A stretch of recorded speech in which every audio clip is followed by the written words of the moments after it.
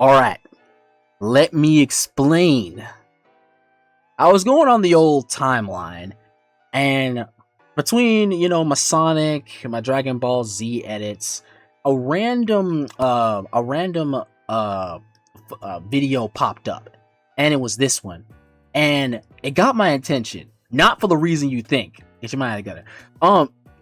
It reminded me of something I think very principled to the faith, and it's concerning the art of letting stuff go. As in like when the more Christian, the more Jesus you take on, the more worldliness you gotta let go, or else you cannot, well, elevate. And so let's look at this small video and maybe some comments, and then we'll go into the text, because I do think this is important. So pay attention to the right things in this video. You got well, some plus size women. Nothing wrong with that other than things that threaten your health. So you might want to, again, that's the only thing I care about, your health. If you're not healthy because your body is over or working over the clock, lose a little weight. Either way, regardless, you got some plus size women, and the elevator unfortunately has reached the maximum weight, so they gotta let some people off. And so let's watch what happens. Press 2. Press 2. Press 1 for me. It's too much motherfuckers. Overload. I'll get out. Also, sorry for the curse words in this. I think it is unfortunate, so I don't condone that, but it is part of the video. At least that bitch, at least that bitch tell you though. Oh, you stuck. Nah, you stuck. A lot of plus size people. Man, overload was crazy. We just got saved, y'all. This bitch almost fell all the way to the ground. That's crazy.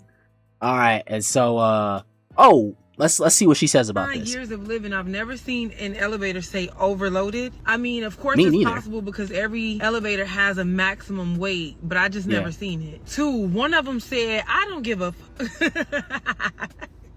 sister." And there are people like this. Just kind of keep the point that I was trying to bring in towards the front.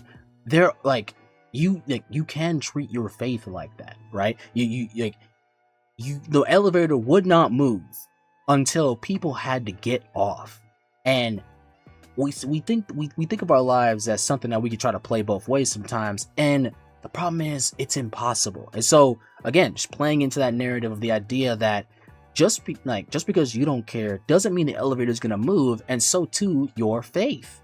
You want the fruit of your faith, you want the fruit of the time and experience you've been here, then you have to let some things go, sin included. Why don't you care? I feel like that should have been a wake-up call. If that wasn't a wake-up call for them to make a change in their lives and their lifestyles, I don't know what is. You know what I mean? Like, if they didn't think about that after they got off, or maybe the next day after they had their fun, then honestly there's really no saving them for real. I hope somebody was like, dang, I was part of that number, and I know I don't be doing right. I know I don't be moving my body. I know I be drinking alcohol, and I don't, I eat what I want when I want. Like, if that wasn't something that made them second guess their lifestyle, then I really don't know. Yeah, and so real quick, let's look at some of the comments and then we'll get started, because that should be a wake-up call. As a smaller person, I would have got off because now I'm scared. I will not start in a new Final Destination movie. Let's see. The maximum weight, is 1,500 pounds.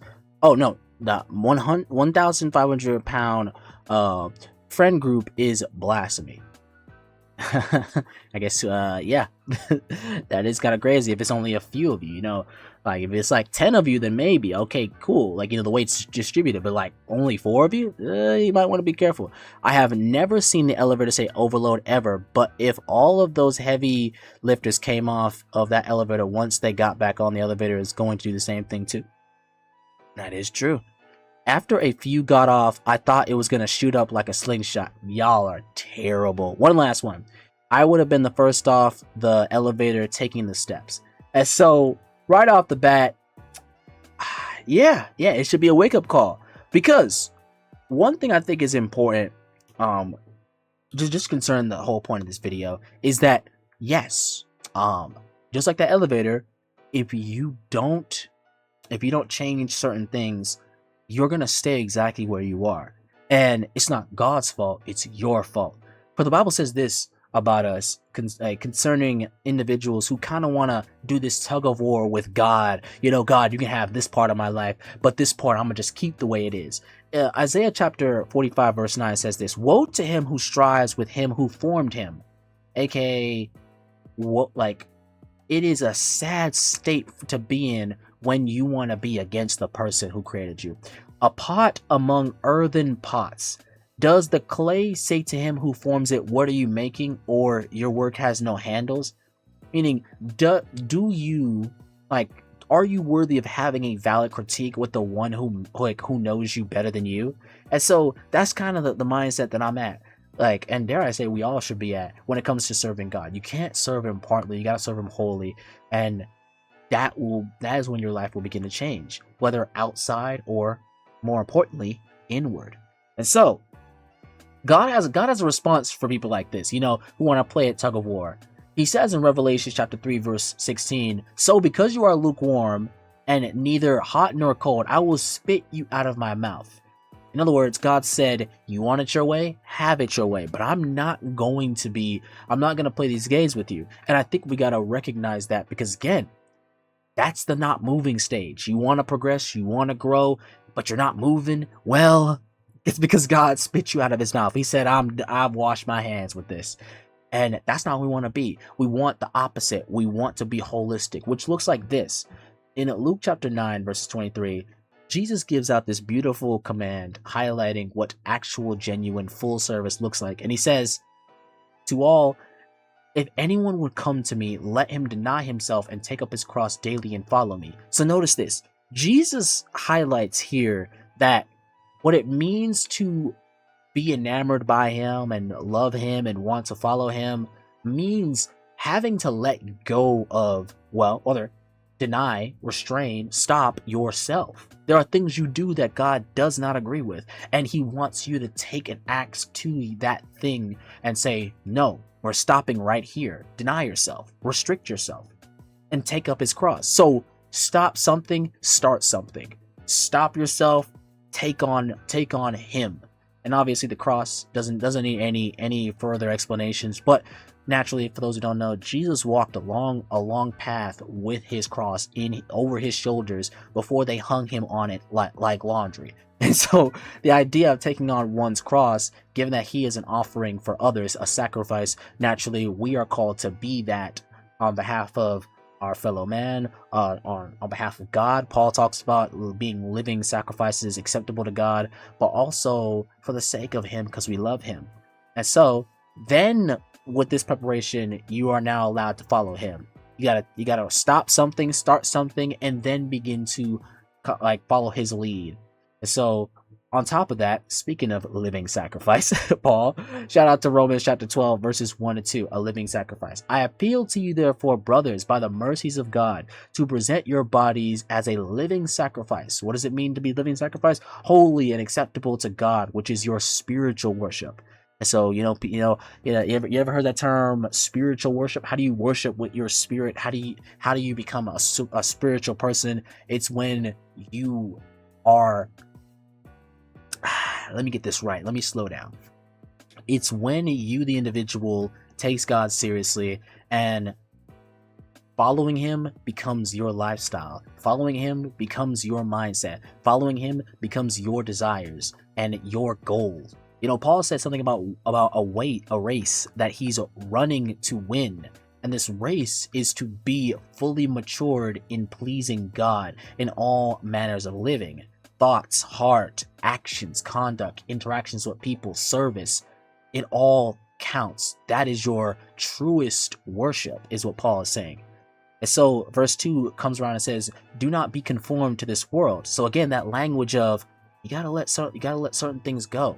You gotta let go of something to progress, but be transformed. So do not conform to the world, so its systems, its way of thinking, its heart desires.